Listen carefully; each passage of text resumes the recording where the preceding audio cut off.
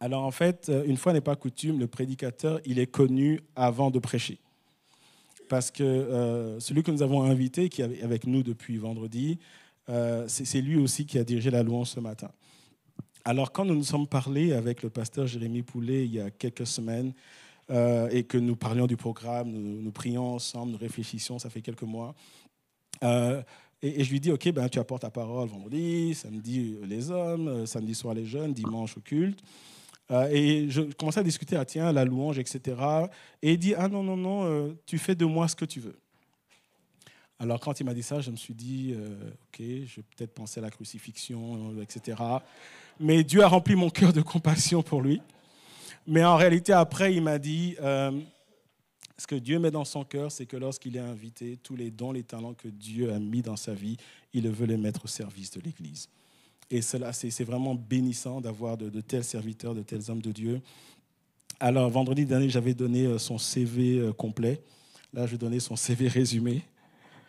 Donc, le pasteur Jérémy Poulet nous vient de Bordeaux, France, la belle région bordelaise. Tu es d'origine tu es bordelais d'origine ou tu restes caché comme ça, tu fais comme un acteur qui rentre sur la scène du nord de la France.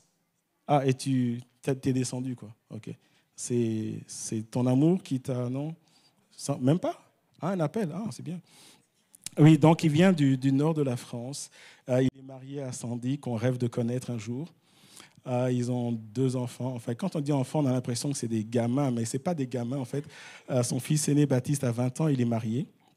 Bientôt père, je crois, c'est ça? Voilà, donc l'orateur sera bientôt grand-père. Incessamment sous peu, c'est ce que tu avais dit. Hein? Ah, tu l'es déjà? Ok, d'accord. D'accord, le CV n'est pas à jour, on va revoir ça. Et il a une fille également, Alexia, qui elle a 18 ans et qui est vraiment en train de... C'est plus une jeune adulte, elle est en train de prendre son envol loin de son papa chéri. Il faudra qu'on prie pour lui à la fin du culte. Voilà, elle va bientôt faire un voyage en Irlande, mais ça, on ne vous en dit pas plus. Mais Jérémy est un homme de Dieu, pasteur jeunesse, jeunes adultes, responsable du ministère des hommes, responsable des soins pastoraux dans son église de Momentum, c'est son église de base. Et depuis peu, il est dans l'itinérance. Alors, lui, sa définition de l'itinérance, c'est un serviteur de Dieu qui n'est pas payé. Ça, c'est sa définition à lui. Ma définition à moi, la définition biblique, c'est un homme de Dieu qui se rend disponible pour bénir les églises et qui va là où Dieu l'envoie. C'est une sorte de mission, si vous voulez. D'accord? Et nous sommes heureux de l'avoir. Et avant de l'inviter à venir partager la parole, on va prier pour lui. Là, maintenant, tu peux faire ton entrée comme voilà, c'est ça, sous les lumières, les applaudissements. Voilà. On va prier pour le pasteur Jérémy. Et une fois n'est pas coutume, on va prier pour que Dieu le fortifie. Je vous prie de croire que c'est quand même assez exceptionnel de prêcher un vendredi, de faire la louange, de prêcher un samedi, de faire la louange, de prêcher un samedi soir, de faire la louange, de commencer un culte dans la louange, dans la prière, diriger toute l'Église, tous les différents groupes dans la prière et de prêcher ensuite. Et après de prendre l'avion et de partir. Physiquement, c'est très lourd. Pour ceux qui sont dans le ministère, c'est très lourd. Et donc, mon cœur est plein de compassion pour toi. On va prier que Dieu fortifie cet homme. On va prier que Dieu le bénisse. En général, on prie à la fin. Et on va le faire aujourd'hui. On priera encore pour lui à la fin, mais on va prier avant qu'il ne donne la parole de Dieu. Que lui-même, il soit béni alors qu'il est dans le ministère ce matin. Que Sandy soit bénie. Que Baptiste soit béni. Que Alexia soit bénie. Nous voulons prier que l'Esprit de Dieu le fortifie ce matin. Que le Seigneur l'inspire alors qu'il répond à une invitation pour simplement bénir. Seigneur, nous venons ensemble devant le Saint-Trône avec ton serviteur et une fois n'est pas coutume, nous voulons prier et nous voulons bénir cet homme. Nous voulons bénir Sandy, nous voulons bénir Baptiste, nous voulons bénir Alexia, nous voulons bénir les petits-enfants. Seigneur, qu'il soit renouvelé en toi. Que ton esprit repose sur lui, que tu nous parles de sa part. Et alors, Seigneur, qui est dans le ministère, je prie que tu ouvres déjà des vannes de bénédiction dans sa vie. Et Seigneur, nous ne sommes pas venus un homme, mais nous nous tenons au pied du ressuscité. Jésus, ce matin, nous t'ouvrons nos cœurs. Que ta parole soit prêchée avec autorité. Je prie, Seigneur, qu'elle soit suivie des faits, comme tu sais si bien le faire. Seigneur, nous t'ouvrons nos cœurs. Que nos pensées soient saisies par ta parole et que tu nous emmènes plus loin. Je te remercie dans le nom de Jésus. Amen. Et nous allons accueillir le pasteur Jérémy Poulet ce matin. Que Dieu te bénisse. Merci beaucoup, Franck. Je suis très heureux d'être là depuis vendredi. C'est une belle découverte, une belle connexion. Je crois que Dieu permet des connexions comme ça qui sont belles, qui sont bonnes, qui sont édifiantes pour tout le monde. Je suis heureux de vous bénir, mais vous me bénissez vraiment. Et je vous dis, je suis bien ici. Je ne sais pas si je vais repartir tout à l'heure. Je vais réfléchir. On réfléchira après manger. Certains, vous l'avez vu dans le hall, il y a un stand qui a été complètement dévasté. Non, nous n'avons pas été cambriolés. Simplement, ceux qui étaient là vendredi ont fait le bon choix. Ils sont arrivés quand il y avait encore des livres. Et j'aimerais vous les présenter rapidement. Je suis pasteur, je suis également auteur de livres. Et les trois apparaissent, ils apparaissent à l'écran ici derrière moi. Le premier livre que j'ai écrit s'intitule « Soyez des hommes ». C'est véritablement le livre qui m'a manqué quand j'étais adolescent. J'aurais voulu lire ça quand j'étais ado. Ça m'aurait aidé à me construire, à comprendre ce qu'est un homme et à ne pas m'accaparer tous les clichés masculins que notre société peut avoir à disposition. Mais vraiment chercher la pensée de Dieu par rapport à l'identité masculine. Alors, j'aimerais vraiment le recommander à tous les hommes, les jeunes gars. Prenez ce livre, commandez-le. Il n'est plus là, mais vous pouvez le commander. Les livres arriveront la semaine prochaine. C'est le livre que j'aurais voulu lire également avant de me marier. J'aurais été un meilleur mari. Et là, j'ai récupéré toutes les femmes qui disent « Chérie, lis-le ». C'est vrai, je vous dis, j'aurais été moins dur, moins bête, moins jaloux, j'aurais été mieux construit dans mon couple, et mon épouse aurait été la première bénéficiaire. Et c'est le livre que j'aurais voulu lire avant d'être papa. J'aurais été un père sans doute moins dur, j'aurais été un papa certainement plus intelligent. Alors je le recommande vraiment à tous ceux qui sont des hommes, mais également à toutes les femmes qui vivent avec un homme qui peut-être élève un fils, qui rêve de se marier. C'est vraiment une ressource pour vous, messieurs et mesdames. Le deuxième que j'ai écrit s'intitule « Heureux l'homme », parce que je crois qu'on peut être heureux dans notre génération quand on comprend comment vivre la parole de Dieu. En fait, beaucoup de gens connaissent Dieu, mais ne savent pas comment vivre Dieu. Et en fait, c'est 52 proverbes qui nous aident au quotidien. C'est un manuel de sagesse. Vous prenez un proverbe par semaine et vous le vivez, vous le développez, vous le mangez. C'est extrêmement simple à lire, extrêmement pratique. On parle des choses de la vie de tous les jours. Alors, si vous voulez savoir ce que Dieu veut dans votre quotidien, c'est dans Heureux l'homme. Et le troisième, rapidement, c'est un livre qui s'intitule Repères. Il vient de sortir, je viens de le recevoir. Et c'est un livre qui parle des papas. C'est un livre qui s'adresse premièrement aux papas. Comment être un père? La Bible est riche de toutes sortes d'exemples qui ont été de bons ou de mauvais exemples. Des exemples à suivre ou à ne pas suivre. Et véritablement, ils nous enseignent tous ce que le Père qui est aux cieux a prévu pour nous qui sommes pères sur la terre. Et je vois des femmes dépitées qui se disent « Mais pourquoi tu n'as pas écrit, au lieu de repères, mes mères ?» Je ne sais pas, un truc pour les mamans. Ça ne marchait pas d'un point de vue commercial, le livre Mes mères. Mais, mesdames, vous pouvez lire ce livre. Parce que si vous n'êtes pas appelés à devenir des pères, vous êtes appelés à être des repères dans votre foyer, dans votre société, dans votre famille, dans votre église, dans votre maison. Il y a un appel à devenir des repères. Quel que soit votre statut, Facebook, marié, célibataire, veuve, Repères est un livre que vous devez lire pour devenir également des repères. C'en est terminé avec la page de pub. J'aimerais vous emmener dans la parole de Dieu. Certains disent « Enfin !» Oui, enfin. Le titre de mon message ce matin, c'est « Passion renouvelée ». Je crois, frères et sœurs, que nous avons besoin, les uns et les autres, que notre passion soit renouvelée. Qu'est-ce que ça veut dire? Ça veut dire que je dois être comme embrasé à l'idée d'ouvrir la Bible. Je dois être embrasé à l'idée de m'approcher de mon Dieu. Ça marche super bien, ce truc. Je dois être embrasé à l'idée de servir mon Dieu. Embrasé à l'idée de faire l'œuvre, de participer à l'œuvre de Dieu, ici-bas sur la terre, dans ma génération. Voyez-vous, je crois que beaucoup de gens aiment l'Église, vraiment, sincèrement, profondément. Que beaucoup de gens aiment se rassembler, comme on le fait le dimanche matin, chanter quand il faut, taper des mains quand il faut, prier quand il faut, écouter quand il faut. Mais c'est pas ça la passion. La passion, c'est ce qui va nous mettre en mouvement, c'est ce qui va nous faire le 1000 de plus, c'est ce qui va nous faire oublier les difficultés et nous jeter à fond dans ce que Dieu a prévu pour nous. C'est ce qui va faire qu'on ne va pas manquer le but de Dieu pour notre vie. C'est ce qui va faire qu'on ne va pas juste entendre parler des miracles dans la vie des autres, mais qu'on va vivre le miracle. On va être participant au miracle et au bénéfice du miracle. Il y a ceux qui, vous savez qu'en ce moment, il y a la Coupe du Monde de foot. On va prier pour les Belges qui vont perdre. Non, on va faire ça. Il y a ceux qui, comme nous, regardent et commentent. Et il y a ceux qui sont sur le terrain. voyez-vous, je crois que ceux qui sont sur le terrain participent à vivre le moment plus intensément. Je pense que même l'équipe de Belgique vit plus intensément la Coupe du Monde que nous qui les regardons à la télé. Et beaucoup de gens, en fait, se contentent de regarder l'œuvre de Dieu se faire, applaudissent quand il faut, critiquent quand il faut, donnent quand il faut, mais peu participent à vivre de manière passionnée, non pas la Coupe du Monde, mais le royaume de Dieu ici-bas sur la terre. Et ma prière, c'est qu'à la fin, vous ayez qu'une seule envie, c'est de vous jeter à fond dans ce que Dieu a prévu pour votre vie, que votre passion, qui est comme un feu qui brûle en vous pour les choses de Dieu. Un désir de ne vivre plus que les choses de Dieu. D'aligner notre vie sur la pensée de Dieu. De faire les choix que Dieu ferait. Passion renouvelée. Voulez-vous que votre passion soit renouvelée? Alors ouvrons ensemble le livre de la Genèse, chapitre 21. Et vous allez vous poser la question, pourquoi je lis ce texte avec le titre « Je ne me suis pas trompé ». Dis à ton voisin, il ne se trompe pas. En tout cas, pas là. Genèse 21, verset 33. Abraham planta des tamaris à Beersheba.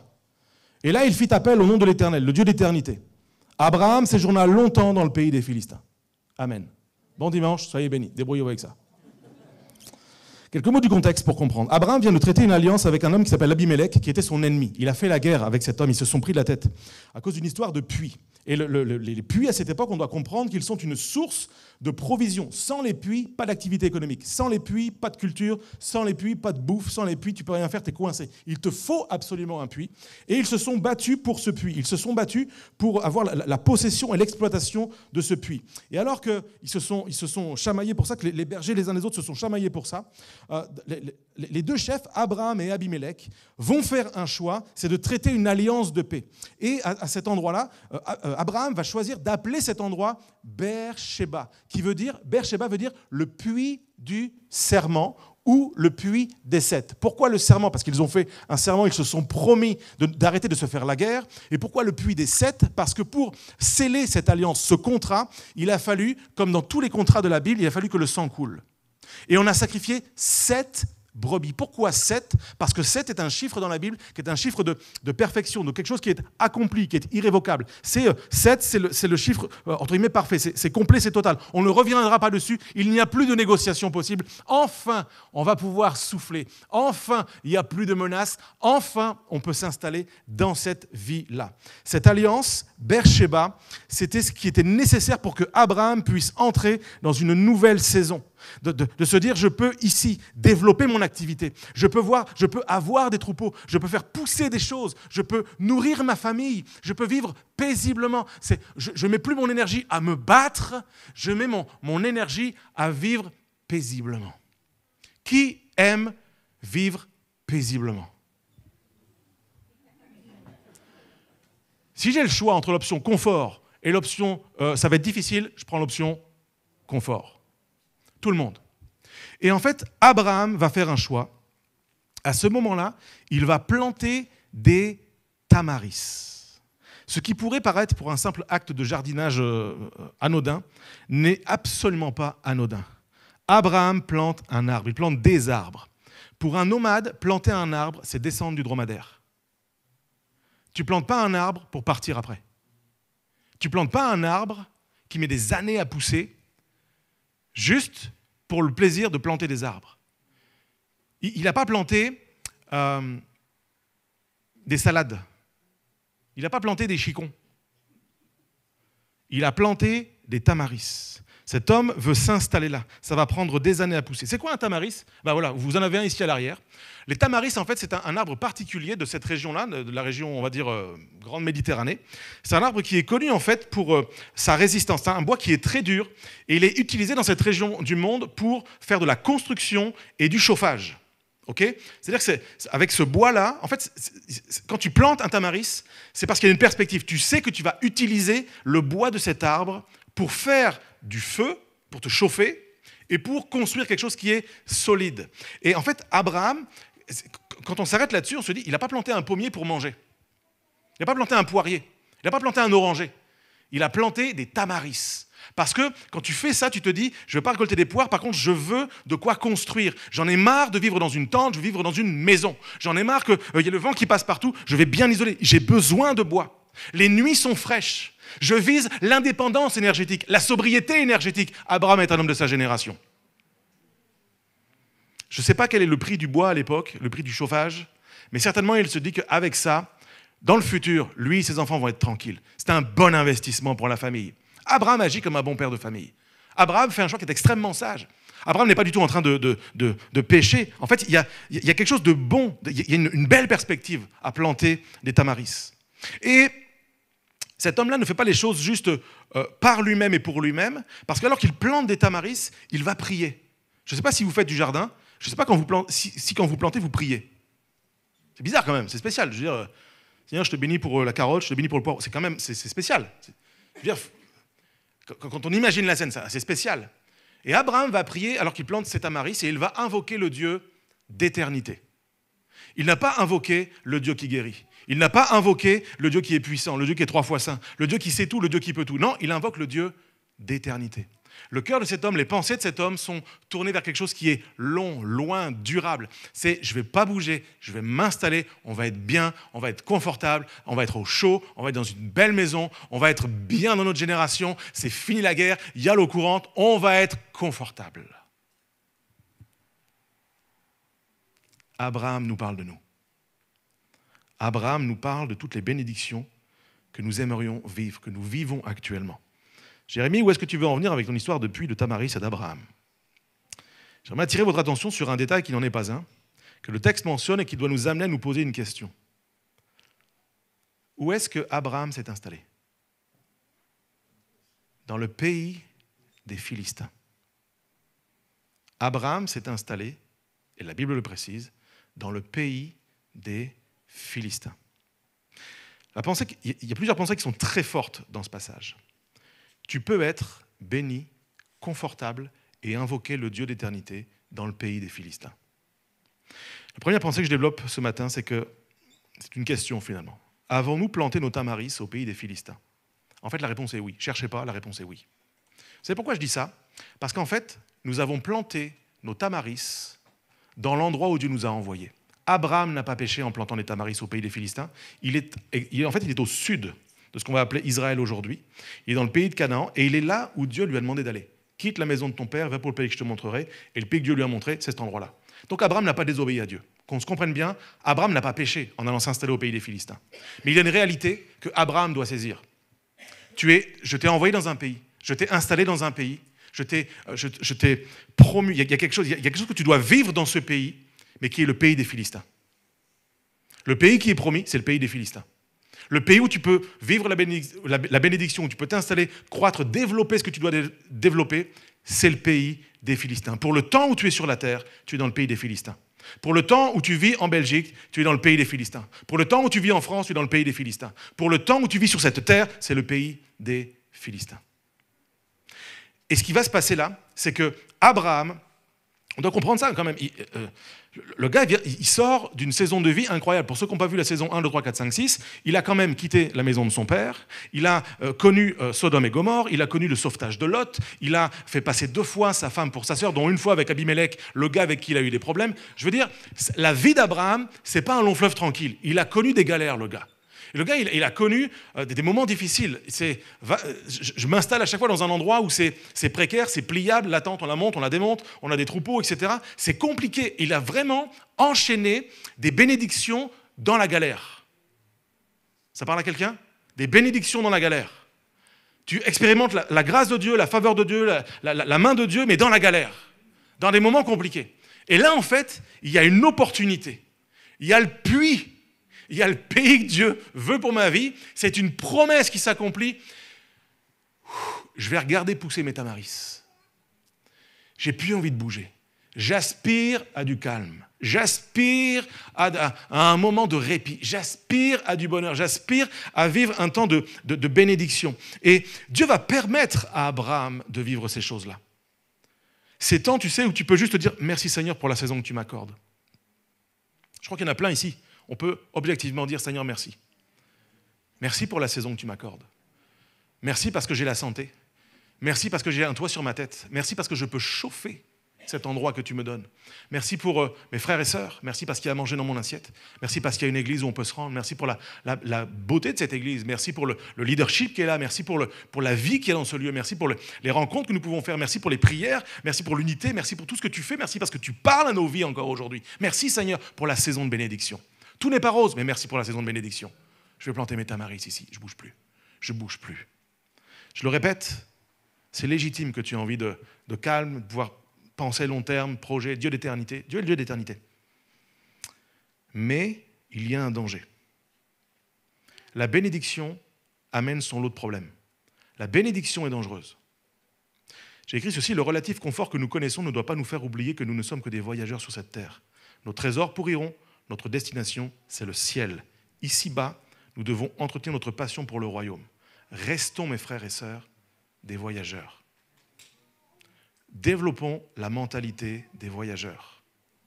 Notre fin, ce n'est pas la Belgique. La fin n'est pas ici. Nous sommes dans une espèce de salle d'attente géniale, de luxe, ultra confortable, bénissante. Mais la fin n'est pas ici. N'agissons pas, ne choisissons pas, n'investissons pas, ne travaillons pas comme si notre fin, c'était ici et maintenant. Notre fin, c'est le ciel. Notre destination, c'est le ciel. Il y a dans le ciel un édifice qui n'est pas fait de la main des hommes. Il y a un endroit pour nous qui porte notre nom. Il y a une maison que Jésus bâtit et il va revenir, on l'a chanté ce matin, il va revenir nous chercher pour nous installer dans cette terre promise, ultime. Est-ce que nous vivons encore avec cette perspective ou notre perspective est juste une pièce de plus, une voiture de plus, une vacance de plus, un enfant de plus, une femme de plus? Quelle est notre perspective? Quelle est notre attente? Qu'est-ce qui brûle en nous? Quel désir brûle en nous? Je veux que ma passion soit renouvelée parce que sinon je vais me laisser manger le cerveau par la bénédiction. Alors je veux prier, merci Dieu pour la bénédiction, mais merci d'être le Dieu de la bénédiction. C'est toi que je veux poursuivre, je ne veux pas te perdre de vue parce que je regarde pousser mes tamaris. Le verset que nous avons lu en début de message, dans vos Bibles, vous pouvez le vérifier, c'est le dernier verset du chapitre 21. Mais vous savez que lorsque la Bible a été rédigée, il n'y avait pas les chapitres et les versets. Ça a été posé dans ce qu'on appelle la Bible, dans nos Bibles au XIIIe siècle, pour aider à se repérer. Donc en fait, quand on lit l'histoire, pour être objectif, il ne faut pas juste s'arrêter là. Il faut lire la suite. Vous voulez lire la suite? Mais si vous ne voulez pas, on va la lire quand même. Genèse 22. Juste après, le gars qui regarde pousser cette tamaris en invoquant le Dieu d'éternité. Après cela, Dieu mit Abraham à l'épreuve. Oh Seigneur, c'est pas vrai. Mais non, mais tamaris. Il lui dit, Abraham. Celui-ci répondit, me voici. Dieu dit, prends ton fils unique, celui que tu aimes, Isaac, au cas où il y a un doute. Va-t'en au pays de Moridja. Et là, offre-le en holocauste sur l'une des montagnes que je t'indiquerai. Incompréhensible. Incompréhensible. Personne ne peut dire amen. Personne ne peut se réjouir. Personne ne peut applaudir. Personne ne peut dire, ouais, vas-y Abraham, c'est cool, c'est super, on est avec toi. Impossible. Impossible. Ça n'a pas de sens. Cette demande n'a pas de sens. Sa demande est trop dure, sa demande est violente, sa demande... Qu'est-ce qu'il a fait? Est-ce qu'il a fauté? Est-ce que tu le punis? Est-ce que c'est parce qu'il a des tamaris? Est-ce que c'est parce qu'il est béni? Est-ce que parce qu'on est béni, il faut qu'on soit éprouvé? Est-ce que parce qu'on a une saison où c'est à peu près calme? Certains vivent des fois comme ça. On est béni, mais on a comme peur que ça craque au-dessus. Qu'est-ce qui va m'arriver? Tu ne peux pas te réjouir? Tu as tout ce qu'il faut. Tu es béni, tu as la santé, les finances, la famille va bien, tout va bien. Tu te dis, il va m'en tomber une. Il va m'en tomber une. Abraham, c'est ce qui lui est arrivé. La question que Dieu va poser appelle une réponse de notre part à nous également. Deuxièmement, sommes-nous encore prêts à répondre « Me voici à l'heure du sacrifice » ? Dans le contexte où tout roule pour Abraham depuis des années, c'est le calme et la bénédiction. La demande « Offre-moi ton fils en holocauste » pour ceux qui peut-être seraient nouveaux, l'enfant n'est pas mort. Pour ceux qui connaissent l'histoire, je pense la majorité ici, Abraham est redescendu avec l'enfant. Donc nous entrons dans cette histoire, dans ce message, en sachant la fin déjà. Le gamin n'est pas mort. Ok? Rassure quelqu'un qui était prêt à faire un malaise là. En fait, quelle est l'épreuve que Abraham a vécue et que nous vivrons ou vivons actuellement? Parce qu'en fait, Dieu ne m'a jamais dit, Jérémie, je te demande de prendre ton fils, ta fille, et de venir me l'offrir en holocauste. Okay? Dieu ne me l'a jamais fait et merci Seigneur qu'il ne me l'ait jamais fait. On peut essayer de se mettre dans l'histoire et te dire qu'est-ce qu'on fera à sa place. On ne peut pas. Laissez tomber, on ne peut pas, ça ne marche pas. Qu'est-ce que Dieu veut nous dire pour notre enseignement à nous aujourd'hui? C'est quoi la pensée? Qu'est-ce que je dois prendre de ça? En fait, à cette époque, les Philistins offrent, entre autres, un culte à une idole qui s'appelle Moloch. Abi-Mélec, Mélec vient de Moloch, serviteur de Moloch. Il y a toujours un moment où quand tu es installé dans le pays des Philistins, il y a toujours un moment où quand tu es installé dans une vie bénie, il y a toujours un moment où dans ce pays, dans cet état où tu te trouves, où tout fonctionne, où Dieu vient vérifier quelque chose. As-tu adopté les coutumes, les croyances, les mentalités, la façon de vivre de l'endroit où tu te trouves? Est-ce que finalement les priorités de l'Église aujourd'hui, c'est-à-dire nous, sont les mêmes que les priorités de tous ceux qui ne sont pas là aujourd'hui? L'épreuve, elle est là. Et Dieu vient nous poser la question à nous. Est-ce que nous vivons dans la pensée, dans le train, dans l'effervescence, dans la perspective du monde dans lequel nous sommes? Moi, ce qui me rassure dans ce texte, et la leçon que nous pouvons prendre déjà, c'est que la bénédiction n'a pas étouffé la voix de Dieu dans les oreilles d'Abraham. Abraham répond « Me voici ». Dieu m'appelle, je suis béni, mais j'entends encore Dieu parler. Mon frère, ma sœur, est-ce que quand Dieu prononce ton nom, est-ce que tu l'entends? Est-ce que tu entends encore Dieu parler à ta vie au quotidien? Si la réponse est oui, réponds me voici. Si la réponse est non, arrête de regarder les tamaris. Cherche Dieu, retrouve Dieu, reviens prier, reviens louer, réouvre la Bible. Remets-toi en situation d'entendre Dieu te parler. Dieu veut te parler. Tous les jours, il ne va pas te demander de faire un sacrifice, mais Dieu veut prononcer ton nom. Abraham a entendu, la bénédiction n'a pas étouffé la voix de Dieu. La bénédiction n'a pas rendu Abraham indifférent à la volonté de Dieu. La bénédiction n'a pas rendu Abraham indisponible pour Dieu. Parfois, la bénédiction de Dieu nous rend indisponibles. J'ai trop d'enfants à m'occuper. J'ai trop de maisons à entretenir. J'ai trop de travail. On a trop de tout. On n'a plus le temps pour Dieu. On est trop bénis. La bénédiction amène ses problèmes. Il n'y a que les couples qui ont des problèmes de couple. Mais le couple est une bénédiction. Ah, là, vous avez failli glisser. Les parents ont des problèmes de parents. Mais c'est une bénédiction, les enfants. C'est une bénédiction d'avoir une épouse ou un époux. Tu as les problèmes de ta bénédiction. Et des fois, la bénédiction nous empêche de saisir la pensée et la volonté de Dieu. Me voici. Si je veux avoir une passion qui est renouvelée, je dois me mettre en situation d'entendre Dieu et je dois répondre me voici quand il m'appelle. Chaque semaine, on a l'occasion de dire me voici à Dieu. Au moins chaque semaine. Tous les jours, on a le choix. Mais au moins chaque semaine, quand on se rend à l'église, on peut dire me voici, Seigneur, je réponds à ce qui est prêché, je réponds à ce que tu me dis, je réponds à ce que tu déposes dans mon cœur. Abraham a accueilli cette demande complètement en dehors de notre champ de compréhension. Verset 3, Abraham se leva de bon matin, c'est là son âne et prit avec lui 2 serviteurs et son fils Isaac. Il fendit du bois pour l'Holocauste, partit pour aller à l'endroit que Dieu lui avait indiqué. Le 3e jour, Abraham leva les yeux, vit l'endroit de loin, il dit à ses serviteurs, restez ici avec l'âne. Le jeune homme et moi, nous irons jusque là-bas pour adorer, puis nous reviendrons vers vous. Alors ce texte, je trouve ça incroyable. Abraham qui se lève de bon matin, j'imagine qu'il n'a pas dû dormir beaucoup. Moi, si Dieu m'avait fait la demande, je me serais levé de bon matin aussi, parce que je n'aurais pas trouvé le sommeil. Il se lève de bon matin, selle son âne, donc il prend avec lui les gens. Il est parti pour 3 jours de marche. Et je me dis, mais comment tu peux marcher pendant 3 jours pour te rendre à un endroit où tu es supposé offrir ton fils en holocauste? Il y a tellement de questions qui doivent tourner dans la tête. Est-ce que Dieu veut vraiment le faire? Est-ce que c'est vraiment la voie de Dieu? Est-ce que c'est vraiment le projet de Dieu? Est-ce que c'est pas trop? Est-ce que je ne me suis pas trompé de Dieu? Est-ce que finalement Dieu n'est pas comme Moloch? Est-ce que Dieu va ressusciter mon fils? Est-ce que Dieu a une solution? Toutes les pensées doivent tourner. 3 jours à penser à ça. 3 jours de marche. 3 jours avec ce sacrifice, cette mort en perspective, la volonté de Dieu, pas la volonté de Dieu. Ce que tu me demandes est trop lourd, Seigneur, ça n'a pas de sens. Je ne peux pas vivre ça. 3 jours de marche, 3 jours de silence. 3 jours, le nombre de jours que Jésus a passé dans le tombeau. 3 jours où les disciples se sont posé la question, mais je ne comprends pas. Le projet de Dieu, ce n'était pas que Jésus règne.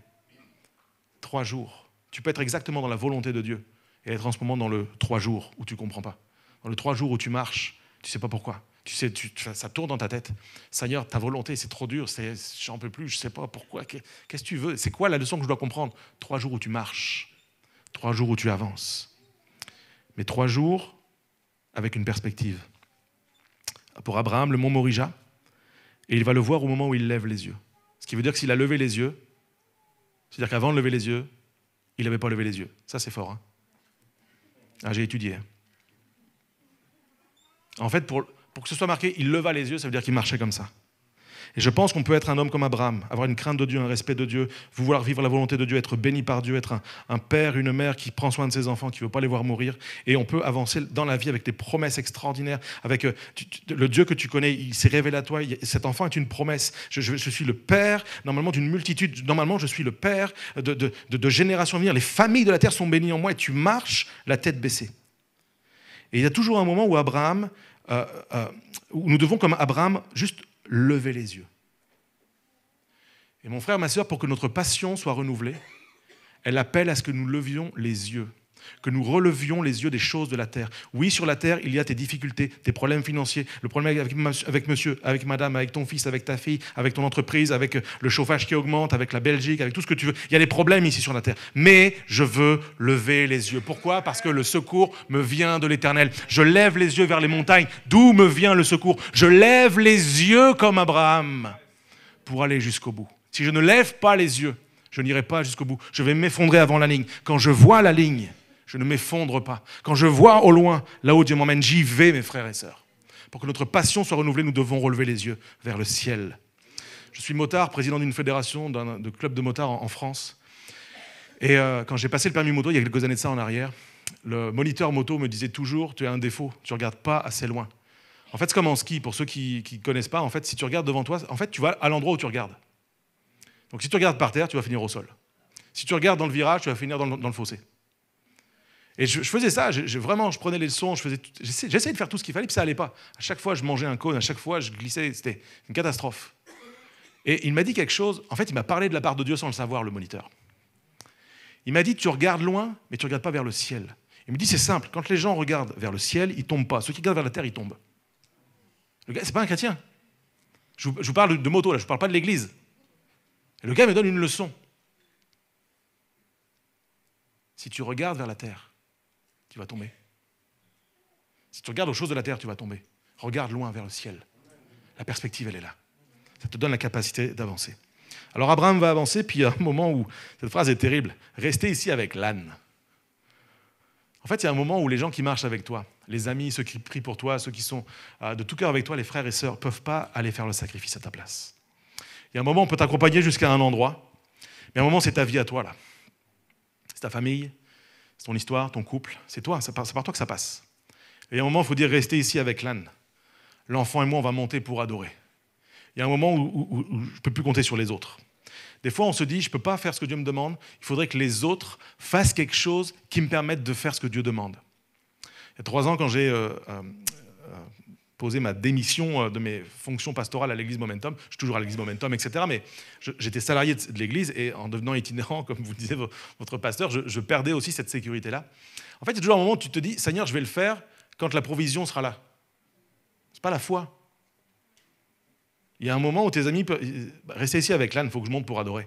Il y a toujours un moment où on doit enclencher le pas de foi sans certitude. La seule certitude, c'est qu'il y a une parole de Dieu. Ce n'est pas de la folie. Dieu a parlé. Il y a un rendez-vous pour moi là-haut, je vais au rendez-vous. Je ne peux pas manquer le rendez-vous. C'est une folie de manquer le rendez-vous. Et c'est ce qui va renouveler ma passion. Donc je vais monter, rester ici avec l'âne, le jeune homme et moi, nous irons là-haut pour adorer. Et cet homme va monter, et j'imagine que ceux qui sont restés en bas devaient se dire, mais il est dingue. Notre maître est dingue. Et il y a peut-être des gens qui peuvent penser que les choix que tu fais sont dingues. Tu sers à l'église. Tu donnes ta dîme. Tu vas à l'église le samedi soir avec des jeunes. Il n'y a rien d'autre à faire en Belgique le samedi soir. Il n'y a pas un lieu plus sympa, plus sexy, plus... Tu vas à l'église. Tu investis de ta vie dans un bâtiment où il y a une croix. C'est une folie, frère. Restez ici avec l'âne. Je vais faire ce que je dois faire. Tout le monde ne peut pas comprendre les choix que nous faisons. Tout le monde ne peut pas saisir la foi que nous avons. Mais ce qui est sûr, c'est qu'Abraham part avec foi puisqu'il dit « nous reviendrons ». Il ne dit pas « je reviendrai ». Il dit « nous reviendrons ». Je ne sais pas comment Dieu va faire, mais avant de partir, je sais qu'on va revenir. J'ai écrit ceci, Abraham a tellement de foi en Dieu qu'il est capable de l'adorer en lui sacrifiant ce qu'il a de plus cher. Il a compris que lorsque Dieu nous demande quelque chose, si nous ne lui offrons pas, nous le perdons. Mais si on lui consacre, on ne le perd jamais.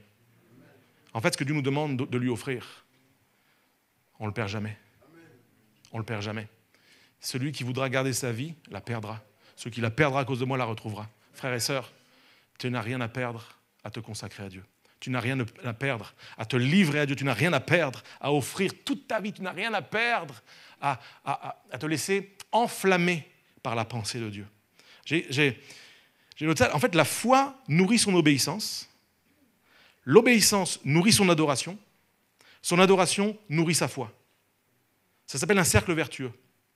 C'est génial, je répète pour ceux qui prennent des notes. La foi nourrit son obéissance nourrit son adoration, et son adoration nourrit sa foi. Je ne sais pas où tu es dans le cercle, tu es peut-être dans l'adoration. Bonne nouvelle, ça peut juste nourrir ta foi. Et en fait, ça tourne comme ça. L'obéissance, adoration, foi. Ça tourne comme ça. Et c'est ce qui nous met en mouvement, c'est ce qui nous renouvelle. Genèse 22, verset 6. Qu'est-ce qui s'est passé ensuite? Abraham prit le bois pour l'Holocauste, le chargea sur son fils Isaac, et porta lui-même le feu et le couteau.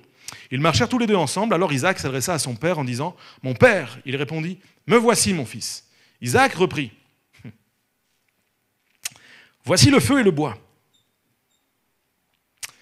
Mais où se trouve l'agneau pour l'Holocauste ?» Il y a embrouille. Là, le projet, il y a embrouille. Ça fait 3 jours qu'on marche, on n'a pas croisé une boucherie. Et d'après mes calculs, j'ai regardé sur Maps, il n'y en a pas là-haut. Donc là, il y a un problème, papa.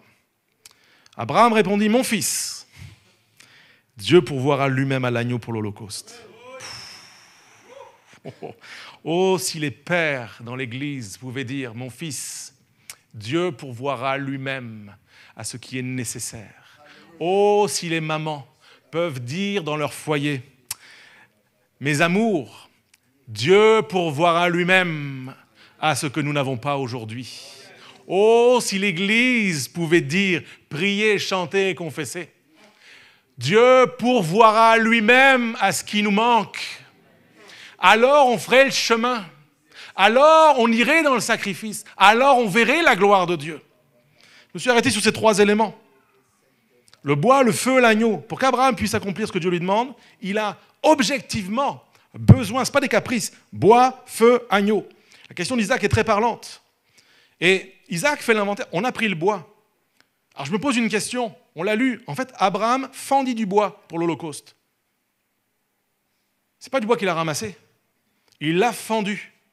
Je me pose une question. Je n'ai pas la réponse. Je l'aurai dans le ciel en prenant un café avec Abraham. Le bois qu'il a fendu, n'est-ce pas celui de ses tamaris? Je ne peux pas être dogmatique là-dessus. C'est une supposition. D'accord? Là, j'extrapole.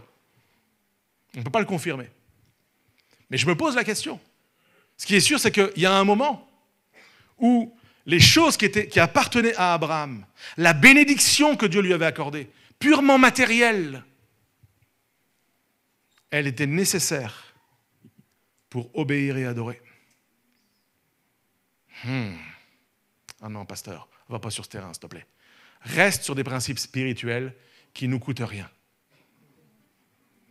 Abraham fendit du bois pour l'Holocauste.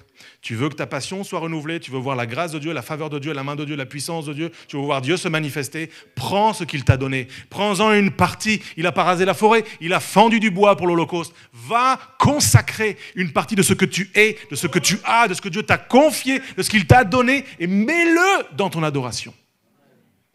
Tout le temps que tu as du bois, offre-le. Tu ne peux pas offrir ce que tu n'as pas, mais ce que tu as, tu peux l'offrir en holocauste.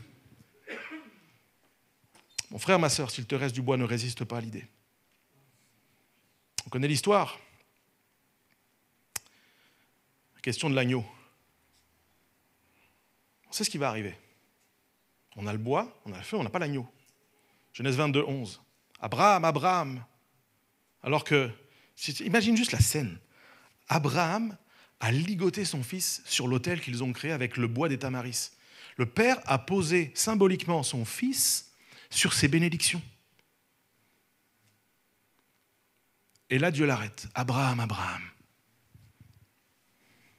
Il répondit, me voici. L'ange dit, n'avance pas ta main sur l'enfant, ne lui fais rien.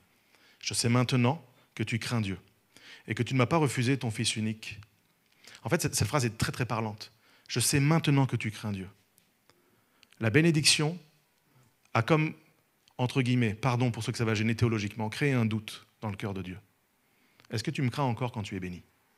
Est-ce qu'il y a encore la crainte de Dieu dans nos cœurs quand tout va bien? Je sais maintenant que tu crains Dieu et que tu ne m'as pas refusé ton fils, ton unique. Abraham leva les yeux, vit derrière lui un bélier retenu dans un buisson par les cornes. Abraham alla prendre le bélier et l'offrir en holocauste à la place de son fils. Extraordinaire. Miracle. Quelque chose qui a pris place dans le monde naturel, mais qui a été enfanté dans le monde spirituel. L'obéissance, la crainte de Dieu. L'obéissance d'Abraham, spirituellement, a déclenché dans le monde naturel quelque chose. J'ai écrit ceci parce qu'Abraham a obéi, Dieu a pourvu à ce qui manquait. Quand nous obéissons à la volonté de Dieu, il pourvoit toujours à ce qui manque. That's it. Si je transpose aujourd'hui dans notre contexte du Nouveau Testament, nous avons les Tamaris. Nous sommes bénis. En Europe occidentale, on est bénis. On se plaint, mais on est bénis. Et je viens de France, la plainte, je connais. On est bénis, frères et sœurs. On est bénis. J'ai été en mission en Thaïlande l'été dernier. Je vous dis qu'on est bénis. J'étais en Haïti, on est bénis. J'étais à Abidjan, on est bénis. Je vous assure, on est bénis. Je vous assure. On est bénis. Nous savons également que Dieu n'a plus à pourvoir à l'agneau. Parce que non pas sur le mont Morija, mais sur le mont Golgotha. L'agneau de Dieu, celui qui ôte le péché du monde, a été offert afin que le sang n'ait plus jamais à couler, qu'on n'ait plus jamais à pratiquer ces choses, afin que nous soyons pardonnés, purifiés, afin que nous nous souvenions qu'il y a une alliance qui a été faite, que Dieu a pourvu à travers Jésus, pour tout ce qui était nécessaire à nos vies, notre salut, notre paix, notre joie, notre force, ça a été pourvu, notre guérison a été validée, actée à la croix, notre liberté a été acquise à la croix. L'agneau a été pourvu. L'agneau a été pourvu. Nous avons nos tamaris, nos bénédictions. Nous avons Jésus, l'agneau de Dieu. Peut-être qu'à la différence d'Abraham, il nous manque juste le feu. Ce feu. Ce feu qui doit brûler en nous. Ce feu qui doit consumer ce qui nous consume. Ce feu qui doit détruire ce qui nous détruit. Ce feu qui nous fait brûler de passion. Ce feu qui nous rappelle que Jésus est. Que Jésus est roi, que Jésus est fidèle, que Jésus est suffisant, que Jésus est omniscient, que Jésus est omnipotent, que Jésus est omniprésent, que Jésus guérit, que Jésus sauve, que Jésus libère, que Jésus règne, que Jésus est là ce matin, que Jésus a fait une promesse, je serai avec vous chaque jour jusqu'à la fin, que Jésus vit dans ma vie, que Jésus veut mon bonheur, que Jésus est vrai, solide, il est le rocher des siècles, que Jésus peut et veut encore nous guérir, nous bénir, nous fortifier, que Jésus nous instruit, Jésus nous relève, Jésus nous affermit, Jésus nous libère, Jésus nous restaure, Jésus nous établit, Jésus nous appelle, Jésus fait de nous un royaume de sacrificateurs pour Dieu son Père. Jésus est. Il faut que ça brûle à nouveau, que Jésus est. Est-ce qu'il y a une église qui croit que Jésus est? Est-ce que tu vas repartir avec ce feu que Jésus est? La clé, la solution. Jésus est le feu qui vient brûler et consumer l'offrande, mes bénédictions. C'est Jésus qui le consume. C'est cette foi qui brûle en moi qui me rappelle que l'agneau a été pourvu. Tout est accompli. Et je veux vivre pleinement ce tout est accompli. J'ai besoin que Dieu m'embrase à nouveau. Laisse-moi te dire avec amour de la part de Dieu, tu as besoin que l'Esprit de Dieu t'embrase à nouveau, te saisisse à nouveau et fasse brûler une passion pour le nom du Seigneur Jésus. Vous êtes avec moi à l'église? Est-ce que tu veux que ta passion soit renouvelée? Est-ce qu'on peut se mettre debout à nos places un instant? J'aimerais nous conduire dans un moment de prière. J'aimerais qu'on puisse prier. J'aimerais vous inviter à une démarche de foi pour terminer ce culte. J'aimerais qu'on puisse juste inviter Jésus à venir par son esprit nous embraser comme tout à nouveau. Il y a ce que moi je peux faire et il y a ce que moi je ne peux pas faire. Et je ne peux pas allumer un feu. Je ne peux pas allumer un feu spirituel dans nos vies. Je vous prêche la parole de Dieu ce matin et je crois que le Saint-Esprit veut embraser nos vies à chacun. Est-ce qu'on peut fermer les yeux, tendre nos mains vers lui et puis dire, Seigneur, je prie que tu viennes embraser mon cœur. Seigneur, je réalise à quel point je suis béni. Peut-être tu pourrais commencer ce matin juste en te souvenant, en passant devant tes yeux toutes les bénédictions que l'Éternel t'a accordées. Juste de réaliser et de dire, Seigneur, merci parce que tu as pourvu à tous mes besoins jusqu'à aujourd'hui. Si je suis là, c'est un effet de ta grâce, Seigneur. Si je mange ce midi, c'est un effet de ta grâce. Si j'ai des fringues sur le dos, c'est un effet de ta grâce. Seigneur, s'il y a une église aujourd'hui qui est debout, qui est vivante, c'est vraiment par ta grâce. Seigneur, si mon couple est debout, c'est un effet de ta grâce. Seigneur, si j'ai survécu peut-être à mon divorce, à mon veuvage, c'est encore un effet de ta grâce. Si mes enfants sont là, c'est un effet de ta grâce. Seigneur, je veux me tenir ce matin dans mon champ de bénédiction et je veux prendre de quoi t'adorer. Je veux fendre du bois pour aller te dire merci. Je veux pas juste regarder mes tamaris pousser. Je veux pas juste dire ah c'est super, c'est formidable tout ce que j'ai fait. Je veux utiliser la bénédiction pour honorer, pour adorer mon Dieu. Seigneur, je veux regarder également à cette croix, à ce mont Moridja, à ce mont Golgotha où tu as été livré en sacrifice afin que je sois sauvé. Seigneur, merci parce que tout est accompli. Il y a à la croix la guérison, il y a à la croix la restauration, il y a à la croix la liberté, il y a à la croix tout ce qui m'est nécessaire. Alors Seigneur, alors que je prends conscience de ces choses, viens embraser mon cœur. Saint-Esprit, souffle sur moi. Saint-Esprit, fais ce que toi seul peux faire. Oh Église, est-ce que je peux t'entendre soupirer après l'Esprit de Dieu ce matin? Oh, soupire après l'Esprit de Dieu. Appelle le Saint-Esprit dans ta vie. Demande-lui de venir te renouveler. Demande-lui de venir embraser ton cœur d'une passion nouvelle. Oh Jésus, souffle sur nous. Accomplis tes promesses, Jésus. Souffle sur nous. Souffle sur nous, Jésus. Église, loue ton Dieu. Soupire après lui. Oh Église, souffle. Que ton esprit souffle sur l'Église, Jésus.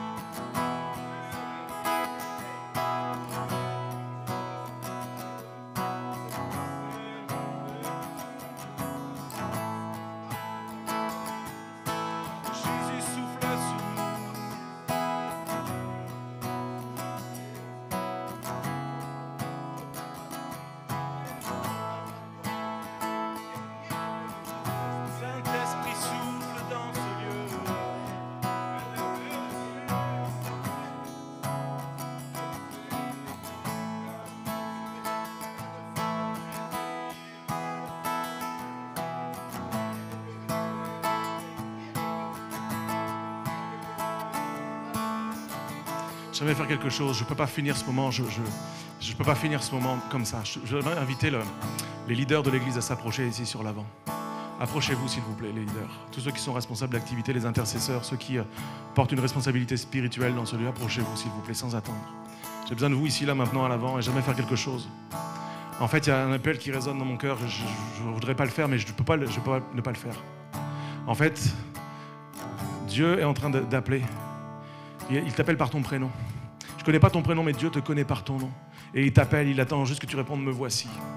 Il attend une réponse manifeste. Il n'attend pas juste une validation. Il n'attend pas simplement une approbation comme ça, délicate. Il y a un « Me voici » qu'il faut enclencher. Et tous ceux qui veulent dire « Me voici » à Dieu, sortez des rangs et venez, approchez-vous ici à l'avant. Il faut qu'on prie ensemble. Il faut absolument qu'on prie que le Saint-Esprit vienne remplir nos vies. Ne pose pas plus de questions que ça.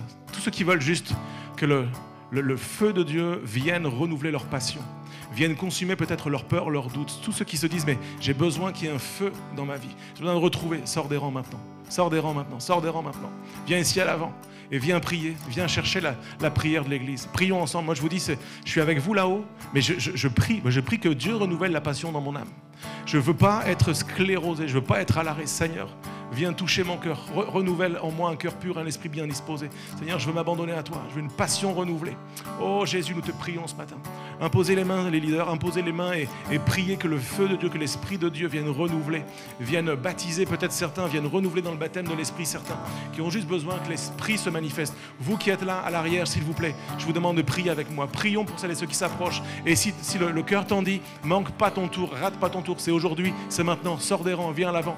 Tous ceux qui veulent manifester quelque chose à Dieu, sors des rangs, dis-le, viens prier ici à l'avant, mets-toi à genoux si tu veux, viens prier, Seigneur, je m'offre ce matin, je vais sur la montagne, je monte à cette montagne, je vais au lieu de la rencontre, je vais chercher le feu qui vient d'en haut, ce feu que toi seul peux embraser dans ma vie.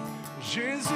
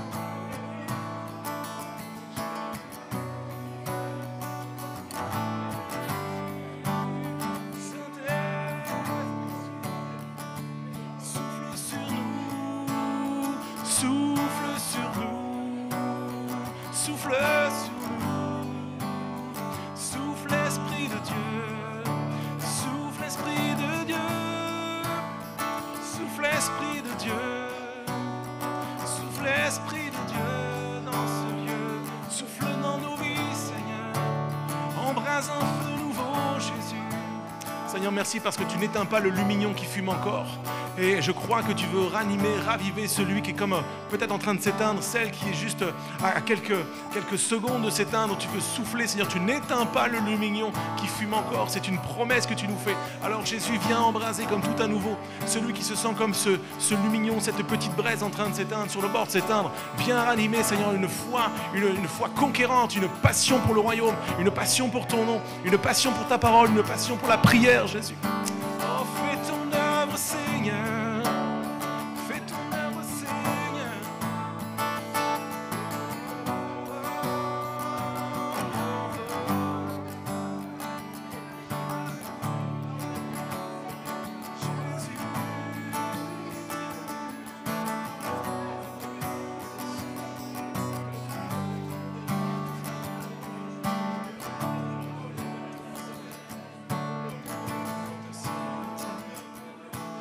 Quand il descend, l'atmosphère change, il y a transfert entre ciel et terre.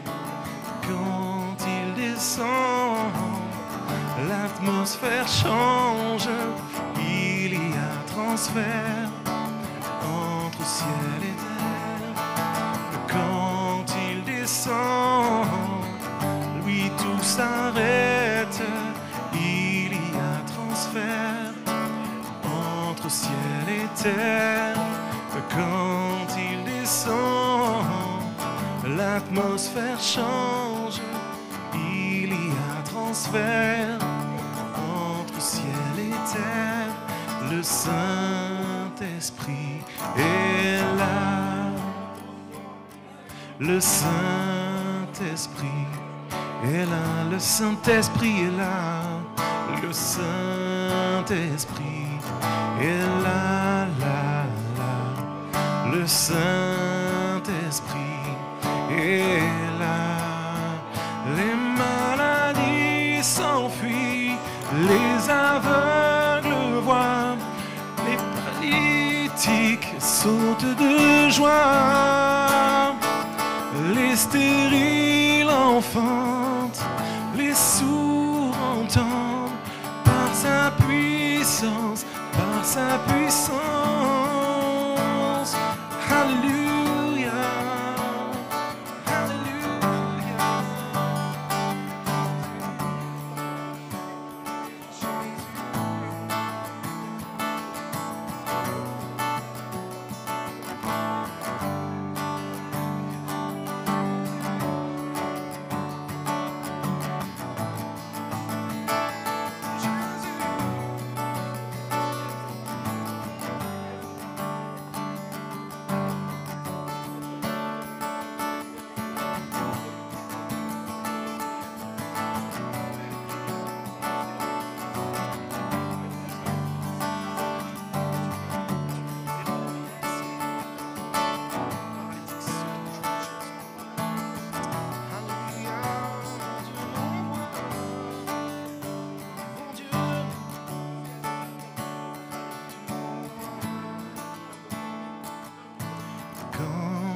descend, l'atmosphère change, il y a transfert entre ciel et terre. Quand il descend, oui, tout s'arrête, il y a transfert entre ciel. Quand il descend, l'atmosphère change, il y a transfert entre ciel. Quand il descend,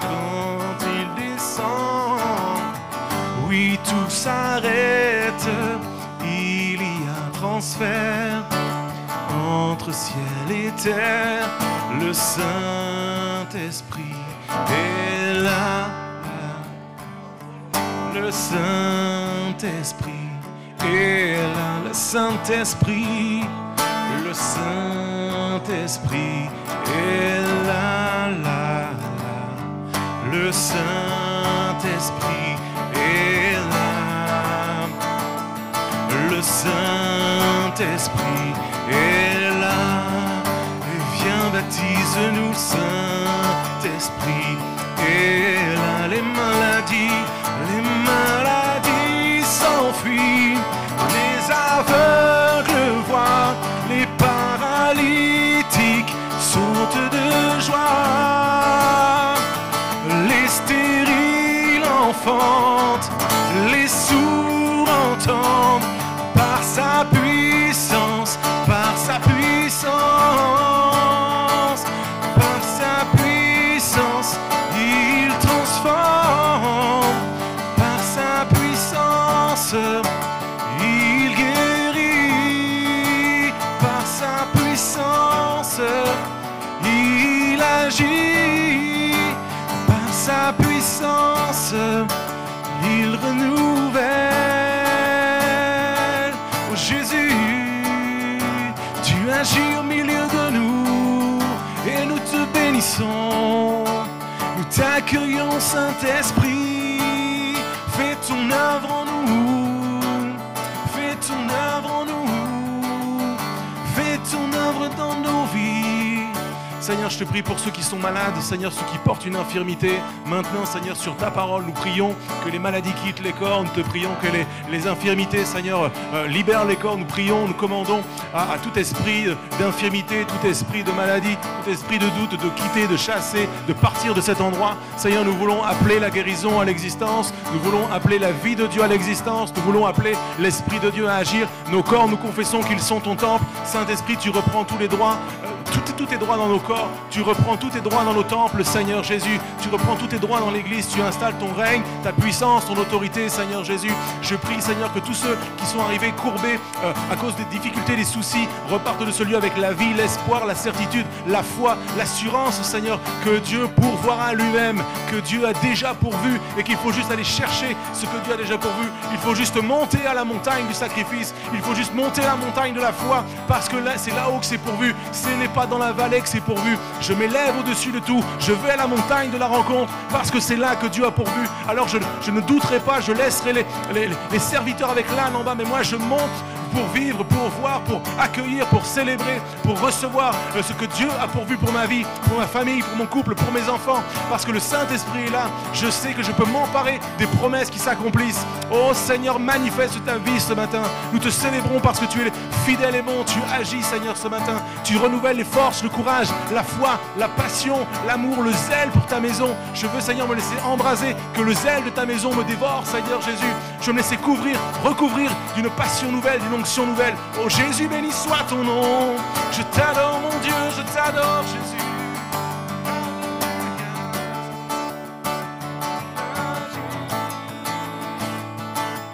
Le Saint-Esprit est là, là, là. Le Saint-Esprit est là. Le Saint-Esprit est là. Le Saint-Esprit est là. Le Saint-Esprit est là, là, là. Le Saint-Esprit est rendre gloire, s'il vous plaît.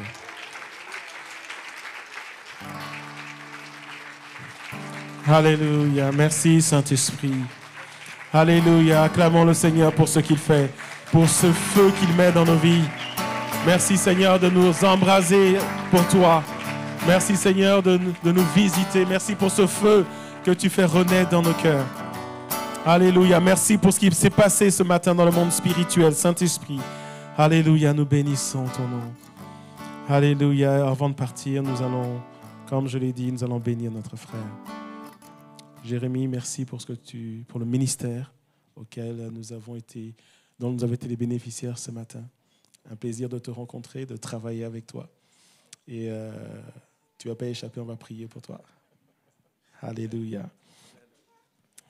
Je vous demande de penser aux plus belles choses que vous désiriez. Alors, enlevez le fait d'aller sur la lune, d'accord? Et ces choses que vous désirez tant, on va demander ça pour lui. Pour l'homme qu'il est, pour le père qu'il est, pour le mari qu'il est, pour le citoyen qu'il est. Il a beau être un serviteur de Dieu, il a des rêves, il a des désirs. Je l'ai dit, c'est un père, c'est un grand-père. Il a des projets pour ses enfants, il prie pour eux, il a des craintes. Nous voulons juste le bénir. Nous voulons qu'en partant d'ici, qu'il expérimente quelque chose de différent. Nous voulons l'aimer au point de le bénir. Alléluia. Nous prions pour lui en étendant ses mains. Et on prie, on dit, Seigneur, bénis cet homme, merci. Alléluia pour sa vie.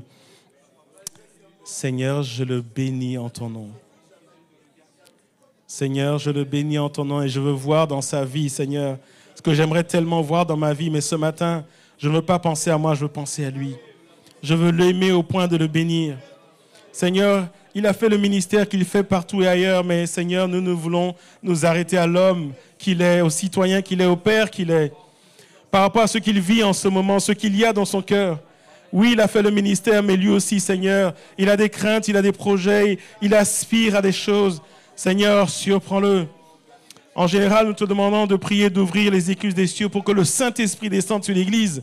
Mais ce matin, je prie que tu ouvres les écluses des cieux pour bénir mon frère Jérémie, Seigneur. Et au-delà de lui, Seigneur, Sandy, Seigneur. Au-delà de lui, Seigneur, oh Baptiste, Alexia. Oh Seigneur, bénis-les en tant que grands-parents également. Que ta bonne main, ta grâce et ta faveur soient sur lui.